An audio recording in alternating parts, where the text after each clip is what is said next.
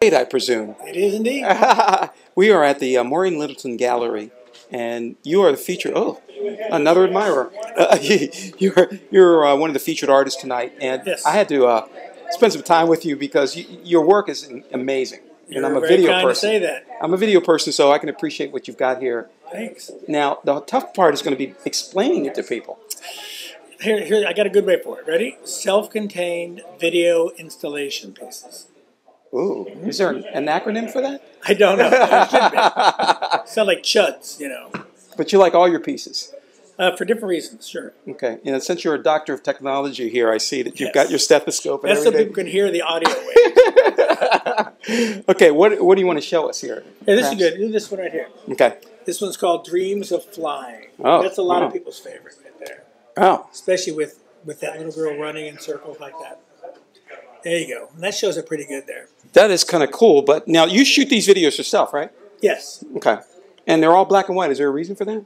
They're not all black and white. The one in the window's in color. Some of the other ones. We've got a full gallery here, by the way. This is washed out. Okay, let's see what this one is about. This Wow. is the virtual carnival. This is filmed at Montgomery County Fair. Mm-hmm. And you see the kind of washed out 60s looking film color.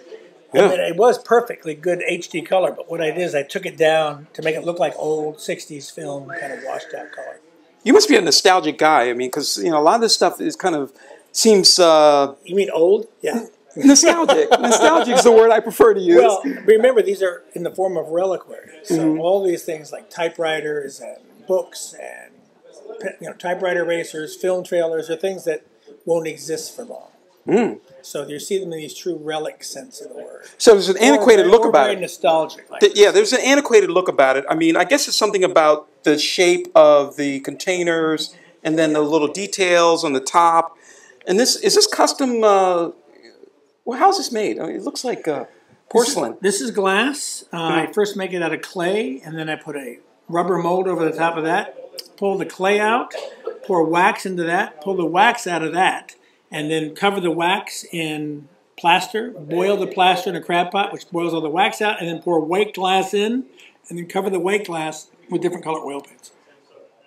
And how long does this take? Well, these take longer than the whole rest of the piece. Yeah, I was going to say. Oh, yeah, these decorative tops here. These little tops take about a week each. For the rest Really? of it, I can blow a piece of glass in seconds, but these things take quite a bit of time. And the videos take quite a bit of time. Now, you're against mass marketing, so I guess you wouldn't put these in, send them to China and have them made by...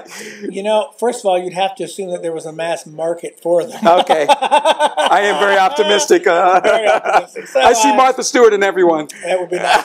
I'm not sure they're very mass marketable, but they're as far as art pieces, I like making them. So. Okay. Well, they're very intriguing, certainly controversial, and attractive in a lot of ways. Can I ask you to show us a few more of these? Sure. Particularly this one with the 8-ball. Of course, there's got to be a story behind this one. Sure, that's the building being demolished inside and then being resurrected again. And so that, which building? Inside, it's the I think they call it the Turner Bank Building in Chicago. And that's called My Love Life Thus Far. Ooh, I see the dust clouds. After it falls down, you see it resurrect itself again. Over and over again. I have to ask you an obvious question. Sure. Who buys these? Where have you displayed this work? Well, it's in a lot of different museums, and there's a lot of collectors, a lot of video collectors, a lot of glass collectors, and a lot of sculpture collectors. So there's 3 different groups of people that buy it. The video collectors tend to be the youngest, the glass collectors the oldest, and then the sculptures kind of all over. And so it just depends on where they're being shown, which show they're being shown at, where the majority of the sales are going. Well, there must be a lot of science behind this because, there's the video technology, there's the making of the clay, there's the enclosure, and all these other factors. You're a glass sculptor, but you're into the technology also to make this work, right? Sure. In fact, it took me about 8 months to come up with this kind of electronics for it. So I spent about 8. I had really clumsy before. I just hid DVD players under them, and God, it was terrible. So then I changed all that, and now it's all microchips. It just took a long time of electronic designing.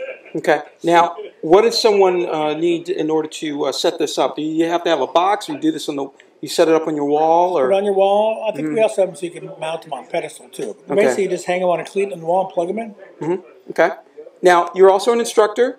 At the Washington Glass School, is it? Yep. Out in Hyattsville? It's in Mount Rainier. Big difference. Yes.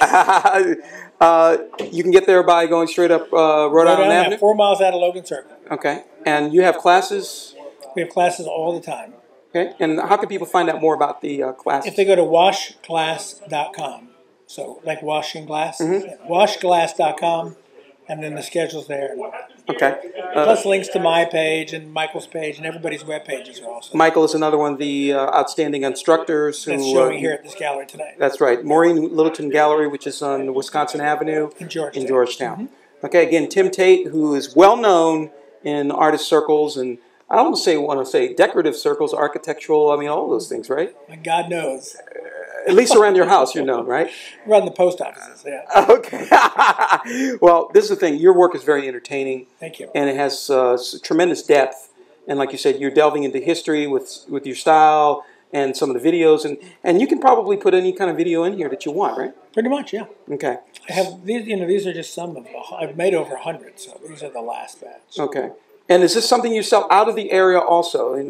Oh, yeah. I have an opening in Philadelphia last week. I have an opening in Los Angeles next week, in London the week after that, Miami, a lot of different places. So you travel outside of the zip code? I do. But all my work is at timtateglass.com. Okay. Well, it's good meeting you, and I'm looking forward to seeing more of your work. Hopefully, we'll see you on the major screen, because I have a feeling there's got to be a documentary or someone in the works for I'm waiting for it. All right. It's an idea for those who are watching this. And this guy's got an interesting story. And have stethoscope will travel. There you go. All right. Thanks a lot, Tim.